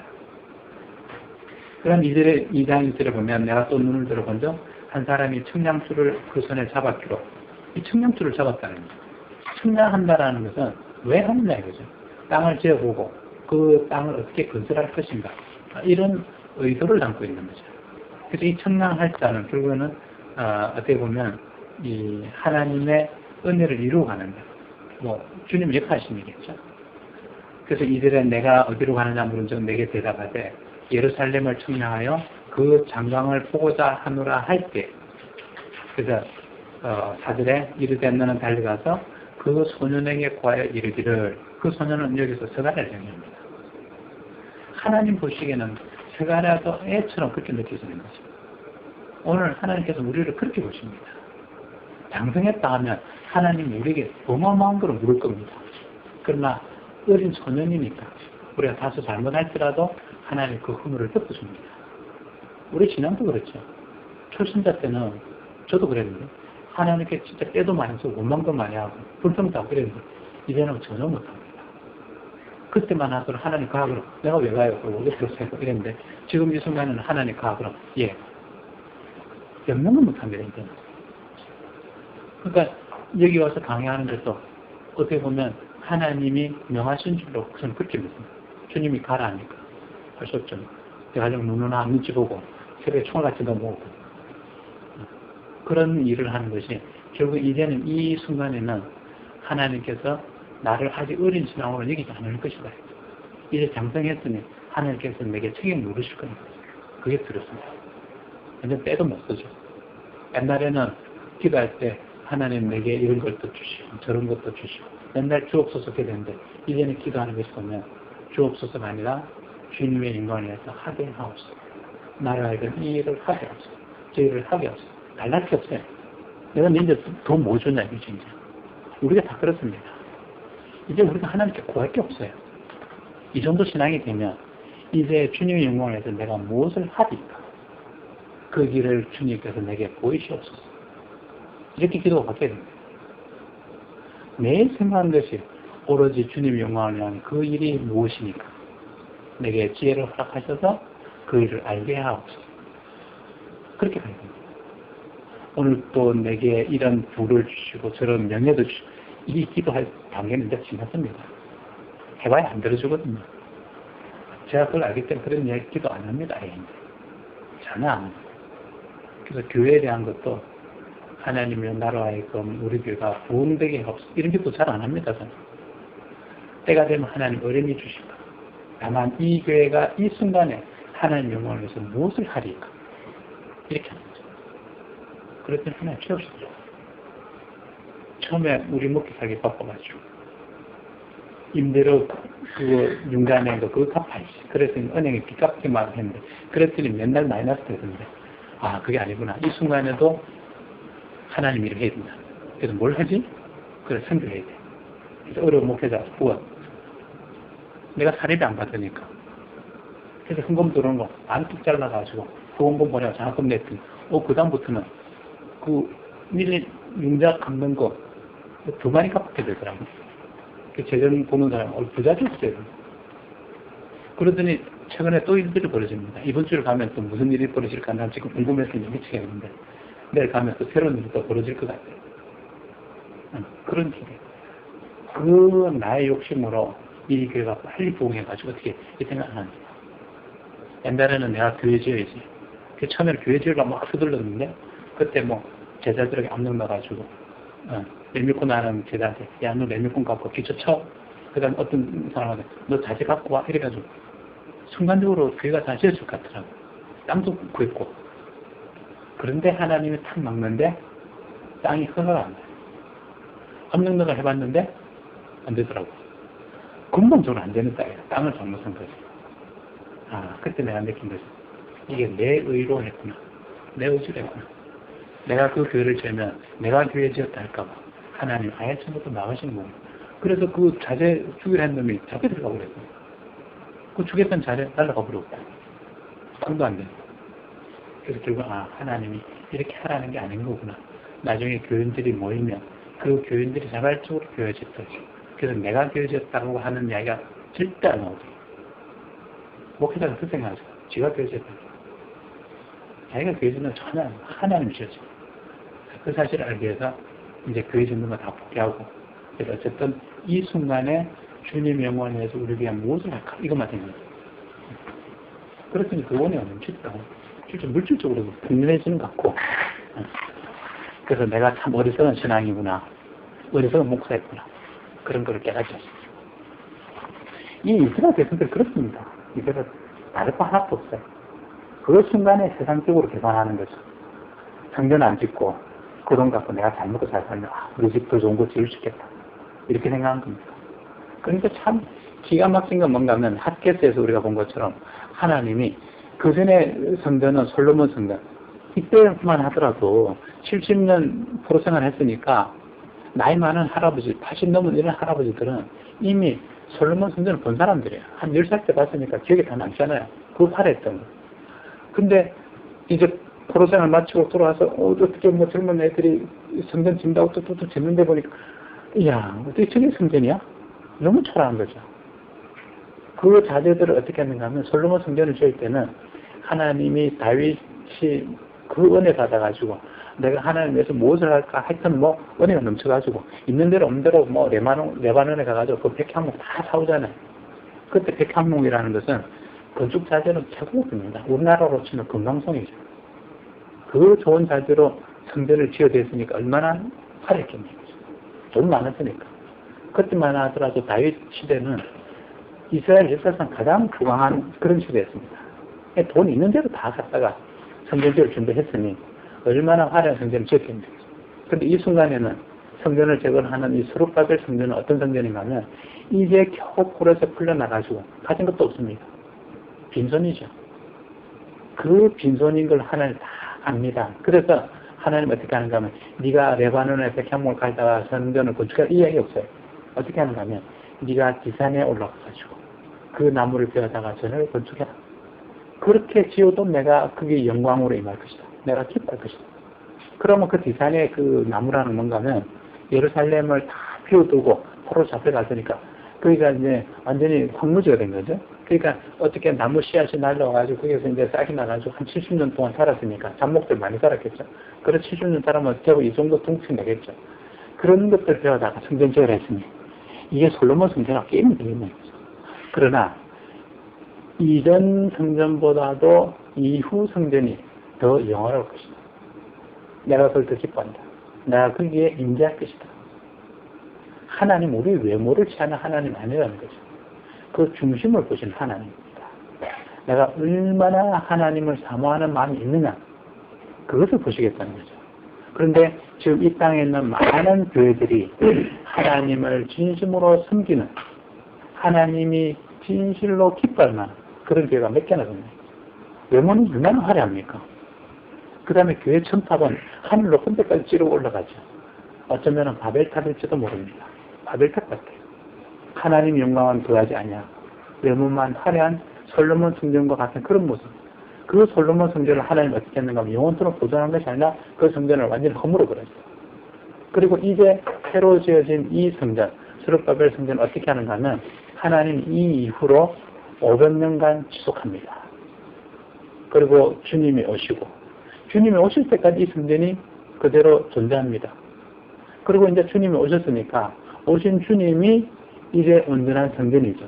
그러니까 더 이상 그 성전이 필요 없고 더더군다나 그때 예수님이 오신 그 순간에 이스라엘 백성들을 보면 그때 배역한 모습은 도무지 이 성전에 주님이 거할 만큼 영광이 없습니다. 그러면 어떻게 하는가 하면 주님 성천하신 이후에 로마로 하여금 이 성전을 완전히 허물어 버리죠. 기원 후 70년에 로마가 쳐들어와서 그 성전을 완전히 없애버립니다. 이 세상이 사라져버리죠. 그래서 구약의 성전은 오실 주님을 상징합니다. 이미 주님 오셨으니까 더 이상 그 보이는 형태의 성전이 있을 이유가 없죠. 그리고 이제는 어떻게 되는가 하면 주님이 성전이 있었던 것과 마찬가지로 오늘 우리의 몸이 성전이 된 겁니다. 그래서 어떻게 되는가 하면 성전인 우리들이 모여있는 곳, 그것이 교회라는 거죠. 그래서 주님이 정말 기뻐할 그런 충만함으로 채워진 그들의 모임으로 성전이 채워져야 되고 그것으로 성전이 만들어져야 됩니다. 그런데 지금 이 땅에 있는 성전이 주님이 거할 만한 성전이 되느냐? 예수님 오실 당시에만 하더라도 예수님이 뭘 하시는가 하면 여우도 돌아갈 굴이 있고 공중에 나는 새도 거할 곳이 있는데 인자는 머리 둘 곳도 없다. 이때 이게 무슨 얘기인가 하면 인자가 머리 둘 곳이라는 뭔가 하면 바로 성전이죠. 주님이 거할 곳이 성전인데 그 성전이 없다. 무슨 얘기인가 하면 주님이 거할 성전은 바로 우리입니다. 우리의 마음에 주님이 거하고 싶은데 그때 당시에 유대인들은 주님을 받아들이면 아무도 안 받아들입니다. 그때 소수만 주님을 따르죠. 그러니 그 이스라엘 백성들의 마음속에 주님이 자리할 곳이 하나도 없는 거죠. 그러니까 인자가 머리 둘 곳이 없다. 그렇게 고백한 겁니다. 오늘 우리가 주님이 머리 둘 곳이 되는 그런 성전이 되어줘야 돼요. 이 땅에는 많은 교회가 그 역할을 해줘야 됩니다. 그런데 우리가 아는 것처럼 이 땅에는 많은 교회에 주님이 들어갈 만한 자리가 있느냐? 없습니다. 자기들만이 차지하고 있습니다. 자기들만. 내 교회, 네 교회 가르고 남의 교회에서 이 사람이 이쪽으로 와가 하는 거 싫어하고 우리 교회는 그래 가는 것도 싫어하고 폐쇄된 공간이죠. 주님이 발붙일 수 있는 공간이 전혀 없습니다. 이렇게 돼서는 안 되는 거죠.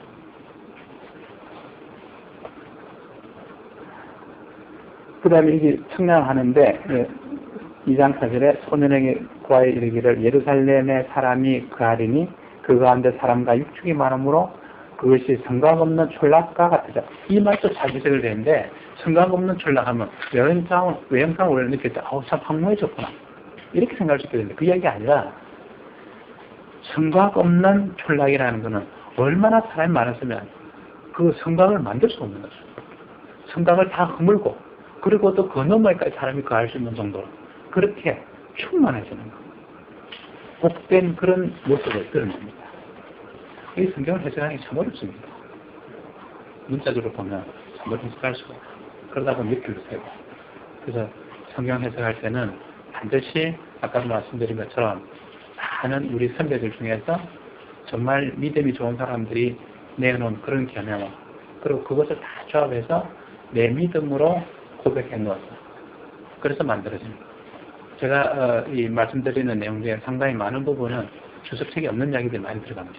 제가 그 주석책 그 복사회가 나눠준 그게 보면 상당히 많은 사람들이 공통적인 견해로 해석해 놓은 것을 제가 복사해 드렸거든요. 근데 그게 없는 이야기들을 지금 제가 많이 하고 있습니다. 그거는 제가 그런 걸 다 살펴보고 제 나름대로 은혜 받은 것을 어떻게 나온 이야기들입니다.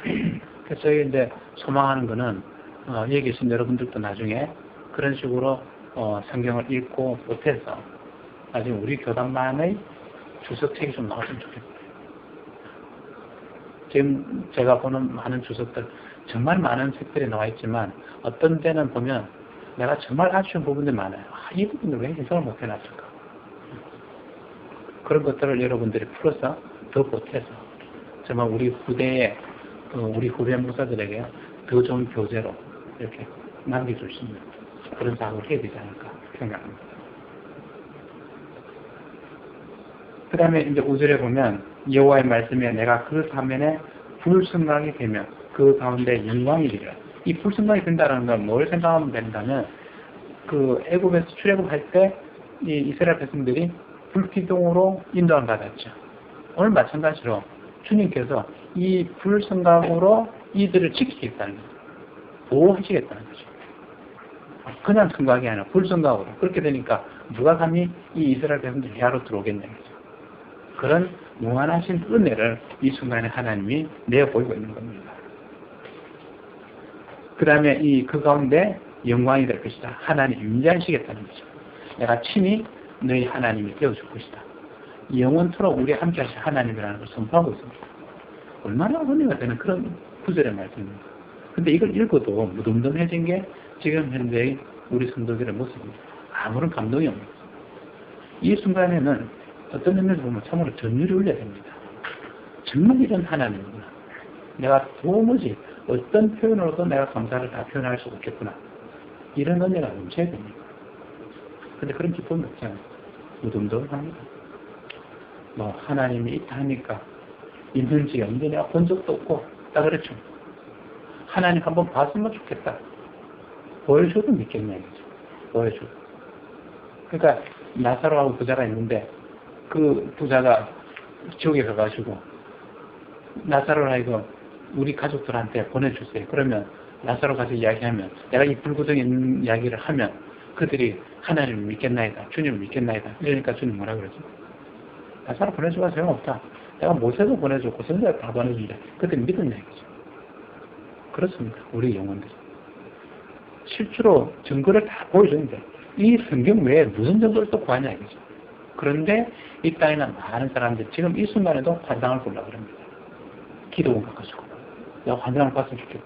그런 걸 가가지고 기도에 환상을 봤다 그래. 그거 심히 조심해야 됩니다. 환상에 의지하면 안 됩니다. 지금. 근데 환상을 봤다 그래. 그러다 보면 깜짝 잘못하면 옆으로 섭니다. 사탄이 유혹하는 거죠.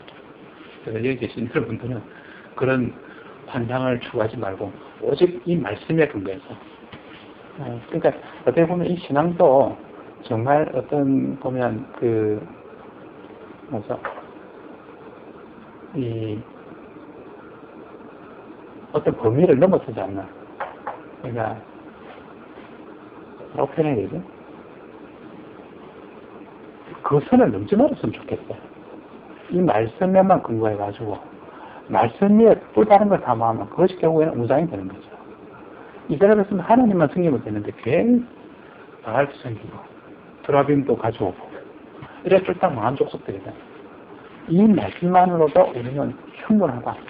은혜가 된다고 생각해야 됩니다. 그런데 이 말씀 외에 또 구하니까 은사도 구하고 어저께 우리 홍천 강의할 때 나 그런 얘기했는데 나 방언 못해요. 그랬더니 어떤 집사님 목사님도 방언도 못해요. 그러더라고요. 하시죠. 나 방언 못하거든요. 우리 저 장로님하고 무슨 방언 하신다 그러는데 그러니까 달란트대로 주시는 거거든요. 근데 하나님이 생각하실 때는 주님이 생각할 때는 내한테 방언 필요 없다고 생각하시는 내가 너한테 방언 좀 할 필요가 없다. 가르치는 능을 주지 않느냐.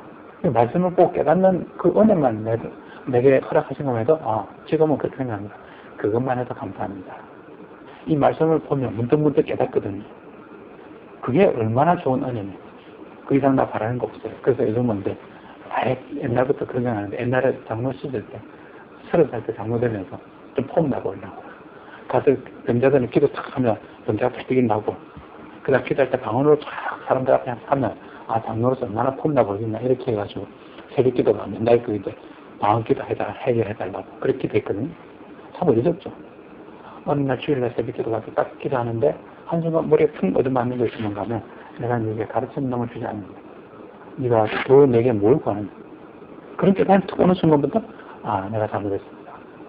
그 이상 그 이후부터는 아무런 욕심 안 해. 그냥 가르치는 이것만 오로지 이 달란트만 가지고 내가 충성했지. 그러면 여기까지 올게요.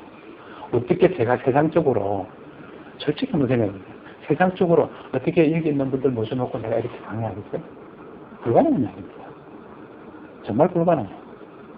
시골에 있는 대학교 교수가 와가지고 강의하는데 택도 못 쓰죠.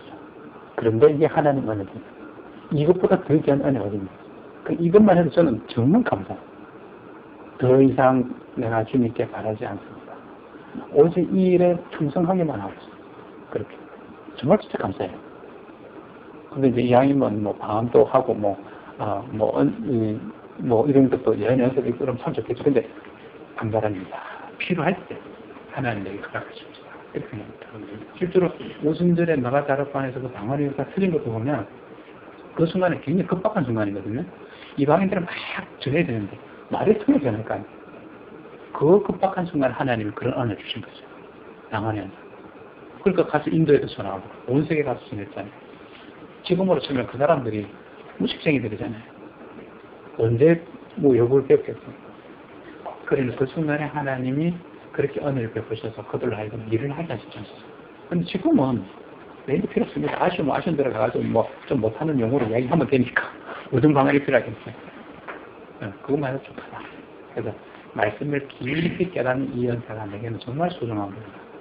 그래서 이제 여러분들 앞에 이 이야기 할 수 있게 되는 것은 얼마나 감사합니까? 그 다음에 이제 보시면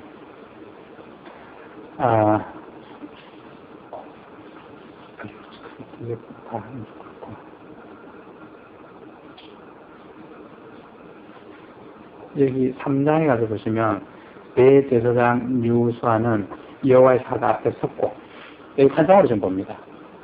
여호수아가 지금 현실에 있는 사람인데 그것을 이 스가랴가 꿈에서 좀 어떻게 보면 환상 중에 꿈인지 뭐 어떤 모르겠지만 하여튼 환상 중에 좀 봅니다. 그걸 보는데 이 여호수아가 어떻게 하는가 하면 여호와 사자 앞에 섰다. 이거 주님을 상징합니다. 심판주. 심판을 이 세상을 심판하는 일은 주님이 하십니다. 그러니까 성부와 성자가 있으면 성부가 고난을 위임해서 성자가 심판한다는 거죠. 그래서 오늘 여호와 사자는 이건 전적으로 주님이 상징되고 있습니다. 그 주님 앞에 대제사장 여호수아가 섰다라는 것은 이건 뭔가 하면 이스라엘 백성을 대표하는 자, 믿음을 대표하는 자로서 여호수아입니다. 그러니 이 여호수아가 여호와 사자 앞에 섰다라는 것은 참 볼품없는 이 믿음이 온갖 엉망진창이 되어 있는 이 이스라엘이 여호와 앞에 섰다. 이 이야기입니다. 하나님 앞에 섰다. 사단은 그 우편에 서서 그를 대적하는 것을 여호와께서 내게 보시다. 사탄이 우편에 섰다. 이 결국에는 이 대제사장 여호수아로 상징되는 이 이스라엘이 지금 사탄으로 인해서 고난을 당하고 있다 이런 이야기죠. 그들이 결국에는 성경 구축을 미루고 있는 이 모든 일들이 그들이 정말 그 본심에서 그렇게 하겠냐 하늘 그렇게 봐줍니다. 근데 이제 사탄의 유혹을 받아서 그러니까 핑계거리 만들어진 거죠. 그 핑계거리 누가 만들었냐? 사탄이 만들어준 겁니다. 그래서 홀랑 넘어가가지고 18년 동안 성경 건축을 미루고 있다는 거죠. 그러니 이 사탄의 노리개가 돼서 서 있는 이런 이스라엘 그가 여호와 앞에 섰다. 심판받을 자리에 섰다 이런 얘기죠. 그런데 이절에 보면 여호와께서 사탄에게 이르시되 사탄아 여호와가 너를 책망하노라. 책망받을 자는 오히려 이 이스라엘입니다. 그런데 하나님께서는 이 사탄을 책망하십니다. 이건 너무 끼고 도는 거잖아요. 너무 끼고 도는 거. 하나님 이렇습니다. 너무 편파적이죠. 사탄이 유혹했으면 그 유혹에 넘어간 사람이 잘못이지. 왜 사탄을 징계하냐. 그러나 하나님은 그렇습니다. 죄를 지은 우리를 하나님께서 죄짓게 한 그 사탄을 벌하시고 우리를 감싸시고 그 이야기가 창세기에 나오죠. 그러니까 뱀으로 하여금 어떻게 하는가 하면 너는 평생토록 배로 땅을 기어 다니고 그리고 어떻게 하냐 흙을 먹어라. 사실 뱀이 흙을 먹는 건 아니잖아요. 이 흙이라는 건 저주스러운 겁니다. 이 세상에 가장 치욕스러운 존재. 그 존재로 뱀이 되게 했다는 거죠. 사람이 처음에 흙으로 지원받았다 했을 때 그거와 똑같습니다. 흙이라는 거는 가장 보잘것없는 거. 가장 미미한 존재. 그 존재로 하나님이 우리를 만드셨다는 거죠. 그러니 이 땅에 있는 그 어느 누구라도 감히 내가 잘났다라고 이야기할 사람이 있느냐? 하나님 앞에 아무도 없습니다. 그런데 사람들은 안 그렇거든요. 조금만 머리에 뭐 지식이 들어가면 자기가 우쭐해지고 내가 최고다. 그러고 그 대표적인 그 존재들이 대학 교수들이잖아요. 지가 제일 잘하는 것처럼 올시도고 돌아다니고 그러고 나서 나라를 다 망가뜨려놓고 교수가 정치하면 안 됩니다. 정치도 그게 프로거든요. 교수는 안 맞추면 그래요. 머리를 하는 사람들인데 그 사람들이 들어가서 잘 되는 꼴인데 전혀 못 봤어요. 교수들은 교수 역할로만 그리고 그 교수들이 또 사업감독도 뛰어들어가 벤처 물론 성공한 사람도 있긴 하지만 대부분은 벤처가 망했어요. 하지 말아야죠. 타고난 달란트가 있는 사람들이 있습니다. 그런데 너도 나도 어떻게 하는가 하면 지 연구실에서 개발한 그거 가지고 그거하고 양산하고 저는 틀립니다. 제가 삼성에 있어봤기 때문에 사업에 대해서 너무 잘 아는데 그래서 저는 절대 사업을 안 하죠. 내가 하면 100% 망한다 알기 때문에.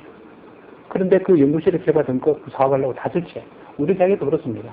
교수들 다 자기가 연구 개발한 거 사업한다 그러고 100% 망하거든요. 그러면 안 됩니다.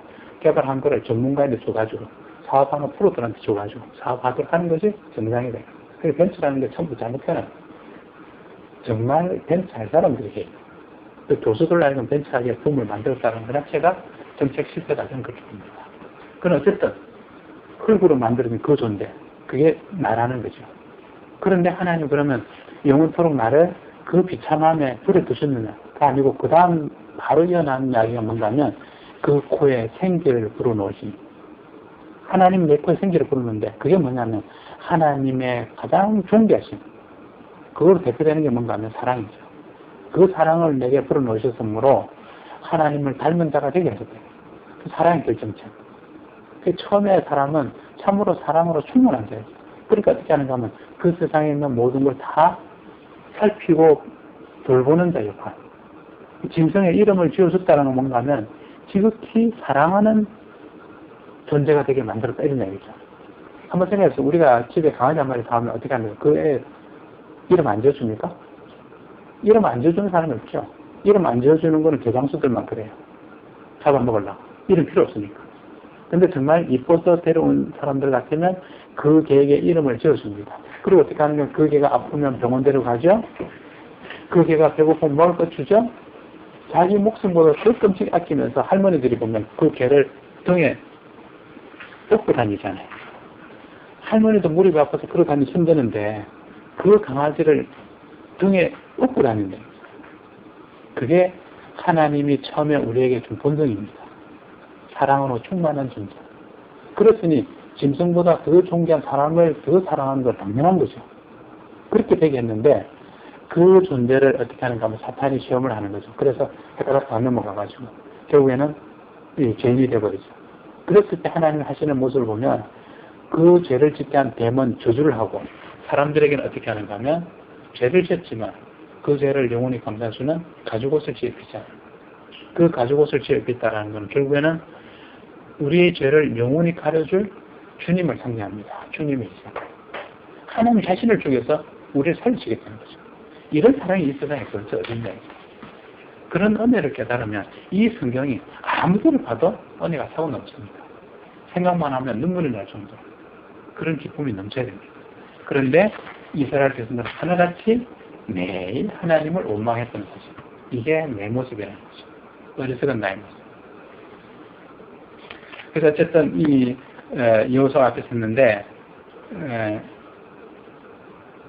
예루살렘을 택한 여호와가 너를 책망하노라 이는 불에서 꺼낸 거슬린 나무가 아니냐 하실 때 불에서 꺼낸 거슬린 나무가 결국 뭔가 이스라엘 모습이에요.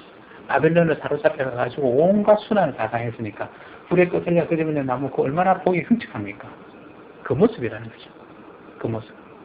오늘 나의 모습이 이렇습니다. 정말 보잘것없는 모습. 근데 사람은 늘 잘났다 생각하는 거죠. 내가 최고로 이쁘다 그러고. 어쨌든 이런 거슬린 모습이 아니냐. 하나님 보실 때는 그것이 너무 민망해 보이시는 거죠. 너무 가엾어 보이는 거죠. 하나님이 매를 드셨는데 종아리를 떼고 나서 그것이 너무너무 가슴 아파하는 아버지 심정. 그 엄마의 심정. 그리고 때리고 나서 울잖아요. 내가 너를 때렸구나. 그 심정으로 오늘 하나님이 우리 앞에 서신 겁니다. 그 다음 3절에 보면 여호수아가 들어온 옷을 입고 천사 앞에 섰는지라. 이 죄된 모습입니다. 아직까지 성전을 완성하지 못한 그들의 모습. 참으로 죄 많은 자의 모습. 그런 모습으로 이스라엘 백성들이 천사 앞에 섰습니다. 여호와께서 자기 앞에 선 자들이 명하여 때 어떻게 하는가 하면 그 들어온 옷을 벗기라 하시고 또 여호수아가 이르되 내가 내 죄가를 죄하여 버렸으니 내게 아름다운 옷을 입힌다 하시기로 이 죄 많은 자들을 하나님의 은혜로 아름답게 만들어줍니다. 내가 무슨 능력이 있어서 내가 이렇게 아름답게 되겠냐 이거죠. 오로지 하나님의 은혜로 이것이 뭔가 구원받는 겁니다. 구원에 이르게 하고 나로 하여금 이 아름다운 옷을 입게 하는 것, 내가 이 세상 살아가는 동안 내가 늘 성화되어져 가는 것, 거룩해져 가는 것, 이런 모습을 오늘 여기서 드러내고 있습니다. 이것이 전적으로 하나님 은혜로 좀 되고 있습니다. 내게 말하되 정한 관을 그 머리에 씌웠소서 하며, 그러니까 여호수아의 머리에다가 관을 씌워달라 이렇게 요구하는 거죠.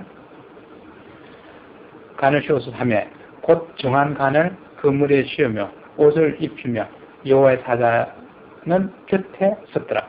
그 전까지는 여호와 사자 앞에 섰어요. 이건 심판받을 자예요. 심판받을 자. 이번에는 어떻게 되고 있느냐, 여호와 사자 곁에 섰다. 하나님이 온전히 구원을 인도하시고 우리를 하여금 천국에서 함께 거할, 정말 우리를 친구 삼으시는 그런 하나님 모습, 영원한 나의 동반자 되시는 그런 하나님 모습, 그 모습으로 이제 드러나고 있습니다. 여호와의 사자가 여호수아의 전가에 가로되 만군의 여호와의 말씀에 내가 만일 내 도를 준행하며 내 율례를 지키면 내가 내 집을 다스릴 것이요. 내 집을 다스린다라는 것은 어떻게 보면 이 성전을 지켜야 할 것이다. 그러니까 이 땅에서 결국에는 이 제사장의 나라로서의 그 역할을 내가 영원토록 할 수 있게끔 내가 우리에게 은혜를 베풀겠다. 이런 이야기죠. 얼마나 귀한 자리입니까? 오늘 그 자리가 오늘 우리에게 온 겁니다. 그 다음에 내 뜰을 지킬 것이며, 이 하나님의 전의 뜰을 지킨다라는 것은 결국에는 이방의 그 신으로부터, 즉 우상으로부터 우리를 온전하게 보호하시겠다. 이런 이야기죠. 내가 또 너로 여기 섰는 자들 중에 왕래케 할 것이다. 그러니까 결국에는 우리를 하여금 이 구원의 역할을 이루는 중개자로서 역할을 하게끔 그런 귀한 은혜를 베풀겠다. 이런 이야기입니다. 결국 주님이 하실 그 역할을 우리를 하여금 대신하게 하는, 이 땅에서 지극히 높으신 하나님 영광을 전파하는 그런 전도사로서 사는, 이 삶을 살 수 있도록 하는 그 무한한 은혜를 우리에게 선물로 주겠다. 우리는 한 것도 아무것도 없는데 이미 맨날 받기만 하는 거예요. 하나님의 은혜가 차고 넘칩니다. 그런데도 우리는 그 복이 겨워가지고 그 복을 차버리는 정말 우매한 사람, 그 모습을 하고 있어요. 그 다음에 9절에 보면 만군의 여호와가 말하는 내가 여호수아 앞에 세운 돌을 보라. 이 세운 돌, 이 돌이라는 건 여기 보면 성전 건축하는 돌, 또 다른 의미에서 보면 주님을 상징합니다. 돌을 보라. 한 돌에 7 눈이 있다. 7 눈이라는 것은 온 세계를 둘살피는 성령을 이야기합니다. 그렇게 해서 우리를 보살피시는 그런 하나님 은혜가 있는 겁니다. 내가 새길 것을 새기며 이 땅의 죄악을 하루에 제할 것이다. 하루에 제한다는 주님이 이 땅에 오셔서 우리의 죄를 단순간에 십자가 달리심으로 죄악을 제거시켰던 그런 놀라운 사역을 이 순간에 예언하고 있는 겁니다. 한순간에 제하는 것이다. 누가 이렇게 할 수 있겠냐죠. 오직 대제사장이 되시며 우리를 구원하실 수 있는 주님만이 하실 수 있는 그 일입니다. 그렇게 하면 어떻게 되냐. 만군의 여호와가 말하노라. 그날에 너희가 각각 포도나무와 무화과 나무 아래서 서로 초대할 것이다. 이 포도나무와 무화과 나무 풍성하다는 건 뭔가 우리 삶이 풍족해진다는 얘기죠. 하나님 은혜로 이처럼 풍성해지는 것을 이야기하고 있습니다. 이렇게 해서 이 풍성한 하나님 은혜에서 우리가 서로 왕래하는, 얼마나 좋습니까? 복된 삶을 이야기하는 거죠. 이 은혜가 결국에는 주님이 오심으로써 이루어진다. 오늘 우리가 그런 삶을 살고 있습니다. 그리고 마지막에 재림하시는 주님이 오실 때, 심판주로 오시는 그날에는 우리가 그런 곳에 영원토록 이제 가게 되는 거죠. 얼마나 부자가 됩니까? 그러니 우리가 뭘 더 바라겠냐는 거죠. 그런 상급을 하나님 주시겠다는데. 근데 또 그거 바라고 주님인데 이러면 또 안 되죠. 그러니까 교회 다니는 사람들한테 물으면 교회 왜 다닙니까? 그러면 나 구원받으려고요. 그건 뭔가 없나 천국 가려고 한다. 이건 즉기 이기적입니다. 그런 말을 하면 안 돼요. 내가 구원받고 안 받고 하는 권한은 전혀 없습니다. 그건 오로지 주님에게만 달린 것이기 때문에 그 말을 하는 순간 우리가 어떻게 되는 거예요? 올건하게 하는 거예요. 내가 구원받으러 교회 다닌다. 이 말 하면 안 돼. 어떻게 해야 되는가 하면 내가 주님의 영광을 이 땅에 드러내기 위해서 내가 주님의 은혜로 구원을, 제삼을 받고 그리고 주님의 영광을 드러내는 그 일을 하기 위해서 교회 다닙니다. 이렇게 이야기해요. 그렇게 하다 보니까 어떻게 되나 선물로 구원이 준비되어 있는 거예요. 어느 날 보니까 내가 천국 갈 거라겠죠. 이렇게 돼요. 그러니까 너무 이기적으로 만들어 놓는 거죠. 목사들이 전부 다 그렇게 가르칩니다. 교회 왜 다녀? 구원받으러 다니는 거야? 그럼 이기적으로 지 구원만 생각하는 거죠. 남의 구원은 전혀 생각 없습니다. 지만 구원받으면 상땡이에요. 강호동 일방이 얘기를 한 것처럼 나만 아니면 돼. 이게 우리 사회에 퍼져 있잖아요. 누가 걸려가지고 고통받을지, 실컷 고생하든지 자기만 빠지면 된다 이거죠. 자기만 방에 평안히 자면 나머지는 밖에 자든지 눈 있는 데서 집에 자든지 아무 상관없다는 이런 생각. 우스갯소리로 지금 나와 있지만 그게 오늘날 우리 사회를 대표하는 우스갯소리입니다. 이러면 안 되는 거죠. 모든 교인들, 대부분 교인들이 그 생각을 하고 있다는 거죠. 나만 구원받으면 돼. 그럼 옆에 있는 죽든지 말든지. 그러니까 어떻게 하는가 하면 전도 안 하잖아요. 정상적인 교회에서 전도가 활발하게 요즘 이루어집니까? 안 이루어져요. 열심히 전도하는 건 누가 하냐? 이단들만 합니다. 진짜 그 머리 싸매고 박 터지게 전도하는 사람 딱 켜보면 신천지, 그 다음에 여호와 증인 다 이단들이잖아요. 이게 오늘날 우리의 모습입니다. 정말 본 모습으로 돌아가야 됩니다. 그렇게 해서 드디어 3단까지밖에 못했는데 오늘 14단까지 했습니다. 3단까지밖에 겨우 못했습니다. 이 진짜 방법이 없고 원래 오늘 목표는 7장까지 끝내는 것이 원래 목표는 그것도 못했고 막 그냥 이 정도로 만족합시다 하고 다음번에 오면 그렇게 하겠습니다. 조직학 일부를 하고 그 다음에 요거 못한 거 마저 못된 거 마저 빼고 그 말라기까지는 가야 됩니다. 그래서 말라기까지는 봐야 소선지서가 이런 거구나. 이 소선지서는 잘 안 보잖아요. 그런데 정말 중요한 얘기가 들어있어요. 제가 생각할 때는 이 소선지서가 구약의 백미다 이렇게 생각해요. 정말 아름답다. 대선지서는 너무 커가지고 부담스럽지만 이 선지서는 어떻게 보면 시와 같아요. 꽉 축약이 되기 때문에. 그래서 이 소선지서를 제가 강의하면서도 참 은혜 많이 받았습니다. 정말 많이 깨달았고요. 그래서 이것도 하나님 내게 주신 은혜구나. 이렇게 가르치면서 나를 하여금 또 깨닫게 하시는 거구나. 그래서 이 은혜를 끝까지 내가 사모아야 되겠다.